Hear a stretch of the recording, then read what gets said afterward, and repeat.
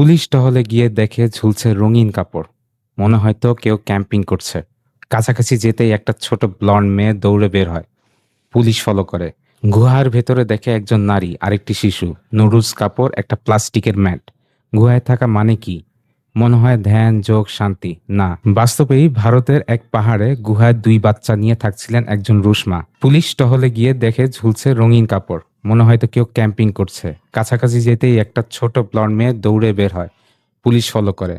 গুহার ভিতরে দেখে একজন নারী, আরেকটি শিশু, নুডলস কাপড়, একটা প্লাস্টিকের ম্যাট। এই মহিলা নিনা কুতিনা বলেছেন, প্রকৃতি সুস্থ রাখে, সাপ আমাদের বন্ধু, মানুষ বিপজ্জনক। ওনার ভিসা নেই, পাসপোর্ট মেয়াদ উত্তীর্ণ, এখন ডিটেনশন সেন্টারে। জানা গেল দুই মেয়ের বাবা একজন ইসরায়েলি ব্যবসায়ী, ড্রর গোল্ডস্টাইন। তিনি কাস্টাডি চান। বলেছেন ওই মহিলা নিখোঁজ ছিলেন।